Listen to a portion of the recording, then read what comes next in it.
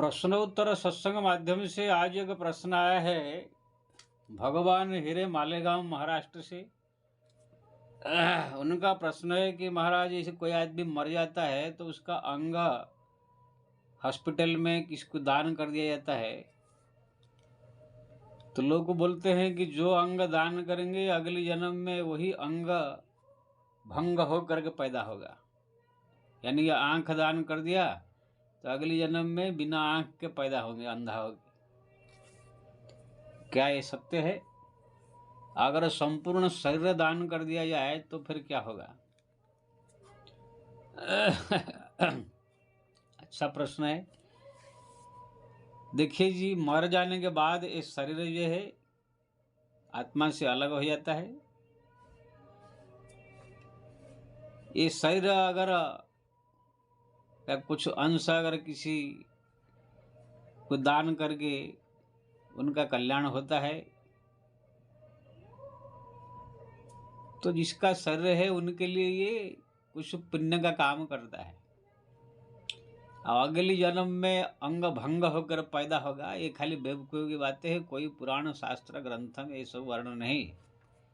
ये खाली लोगों का ये है कि अगर आंख दान कर दिया तो अगले जन्म में अंधा होकर पैदा होगा।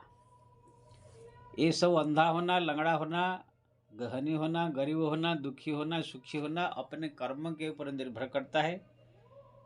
जैसे कर्म जिसने किया उसी के अनुसार उसको जो है यमराज और विधाता जो भी कार्यकर्ता लगे हैं वो लोग सब फल देते हैं। अगली बार कहाँ उनको जन्म देना है, किसी रूप में जन्म देना है, मनुष्य के रूप में है कि अंग भंग करके या कि पूर्ण रूप में, वो सब उनका कर्म के ऊपर निर्भर करता है। मर जाने के बाद ये शरीर को दान करने से कि नहीं दान करने से उसके ऊपर निर्भर नहीं करता है। इसलिए अगर ये शरीर का कोई आंख हो या कोई अंग हो किसको अगर दे देने से कोई व्यक्ति का भला हो जाता है तो अच्छा है, बल्कि और जिसका शरीर है उसको पुण्य ही मिलेगा। कोई इसमें पाप नहीं है, कोई अपराध नहीं है। अंग भंग होने के बाद जो अगले जन्म में ये सब उनकी क्या कर्म किया, वो कर्म के अनुसार उसको मिलेगा। लेकिन मैं अपनी अगर विचार करूं तो पूर्ण रूप में शरीर कभी किसी को दान नहीं करना चाहिए। हाँ, जैसे आंख दे दिया या शरीर का कोई और अंग प्रत्यंग दे दिया तो ठीक है। संपूर्ण शरीर दान नहीं देना चाहिए हॉस्पिटल में या कहाँ, क्योंकि ना ये शरीर के साथ जो जिसका शरीर जो आत्मा गया उसके साथ बहुत बड़ा कल्याणकारी चीज जुड़ा हुआ है। अगर इसी शरीर को लेकर के इनका हड्डियां जलाकर जो हड्डी है गंगा जी में विसर्जन कर दिया जाए या गंगा जी में ही पूरा बहा दिया जाए तो बोलते हैं उनका करोड़ों जन्म की पाप ताप सब नष्ट होकर के वो जीव मुक्त हो जाता है। खाली थोड़ा सा हड्डी, भगवान बहुत कृपालु है। वो शास्त्र में ऐसे बनाया है, ऐसे वचन उनने दिया है, कानून बनाया है कि अगर कोई व्यक्ति जीवित रहते हुए भी अगर कोई मेरा भजन भक्ति कोई कार्य नहीं कर सकता है, धर्म नहीं कर सकता है, तो मरने के बाद भी उनके नाम से अगर पिंडदान कोई कर दे, पूरी भागवत सप्ताह करा दे तो भी उसका कल्याण है। कोई बद्रीनाथ में जाकर गया में जाकर श्राद्ध कर दे तो भी उनका कल्याण हो जाएगा। ये भी नहीं कर सकता है तो उनका जो हड्डी आज कुछ रखा होगा जहाँ संस्कार के बाद वो हड्डी लेकर भी गंगा जी में विसर्जन कर दिया जाए, कोई ऐसे तीर्थ में विसर्जन कर दिया जाए तो भी उसका ये उद्धार हो जाता है। अगर संपूर्ण शरीर हॉस्पिटल में दान कर देंगे तो दान का पुण्य थोड़ा सा मिलेगा लेकिन उद्धार नहीं होगा। वहाँ कोई हॉस्पिटल में शरीर दान कर देने से उद्धार नहीं हो जाएगा वो जीव का, थोड़ा सा पुण्य हो सकता है।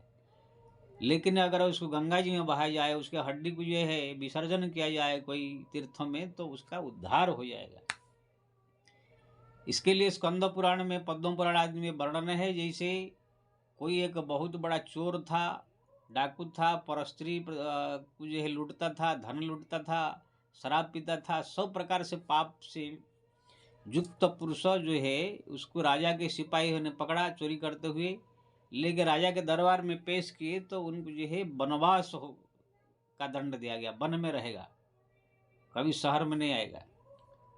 तो वन में रह रहा था, कोई शेर ने उसको खा गया, उसका मांस खा गया, हड्डी पड़ा हुआ था।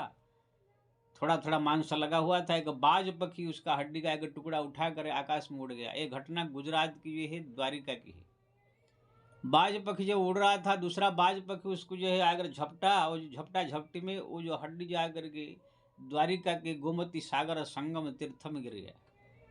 जैसे गिरा उसी समय वो जीव को जमराज के दूत लोग उनके पाप का दंड दे रहे थे। कोई गर्म तेल में डुबा रहा था, कोई आरी से काट रहा था, लेकिन जैसे गर्म तेल में डुबाए तो तेल ठंडा हो गया, आरी से काटे तो आरी टूट गया। तुरंत जो है जमराज के पास खबर पहुंचा। जमराज चित्रगुप्त से पूछा क्या हो रहा है, तो उनने जो है चित्रगुप्त अपना दिव्य दृष्टि से देखा कि महाराज इनका पाप तो बहुत है, इसका दंड भोगना चाहिए था, लेकिन इसका हड्डी जो शरीर उनका जो बचा हुआ था, शरीर का एक हड्डी का टुकड़ा द्वारिका धाम में गोमती सागर संगम में गिर गया, इसलिए इनका करोड़ों जन्म के पाप नष्ट हो गया। अब ये वैकुंठ जाने का लायक बन गया, इसीलिए गर्म तेल भी ठंडा हो जा रहा है। तुरंत वैकुंठ से विमान आया, उसके ऊपर बैठ करके भगवत धाम चला गया। यह हमारा पुराण की कहानी। तो कहने का मतलब जीव का जो है इस शरीर छूटने के बाद भी उनके साथ शरीर का ये जुड़ा हुआ है। अगर इसको बढ़िया से संस्कार किया जाए, इनका जो हड्डी है लेकर के जो है गंगा सागर संगम में या गंगा जी में या कोई तीर्थ में विसर्जन किया जाए तो उसका उद्धार हो जाता है। या तो संपूर्ण शरीर को ही गंगा जी में अगर बहा दिया या डुबा दिया जाए पत्थर बांध के, तो भी उसका कल्याण है। नहीं है तो उसको संस्कार करके कुछ हड्डी लेकर डाल दो तो भी कल्याण है। और संपूर्ण शरीर अगर हॉस्पिटल को आपने दान कर दिया, ये लोग लेकर काट कूट के इधर करके इधर उधर फेंक देंगे, वो जीव का कोई फायदा नहीं होगा। जो थोड़ा सा दान हुआ उसका पुण्य मिलेगा। इसलिए संपूर्ण शरीर कभी दान नहीं करना चाहिए। हाँ, जैसे कोई अंग हो, आँख अगर किसको लग जाने से उसको दिखाई देवे या कुछ किडनी है, कोई ऐसा है, तो एक दो अंग दान करके किसका कल्याण अगर हो रहा है तो करना चाहिए।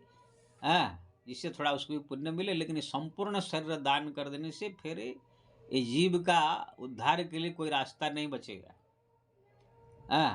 क्यों ना इसी शरीर से भी उद्धार किया जा सकता है अगर इसको गंगा जी में बहाया जाए। इसलिए कभी कोई अगर ऐसे करता है तो उसको जरूर रोकना चाहिए। भाई कोई एक दो अंग दान करो, संपूर्ण शरीर नहीं।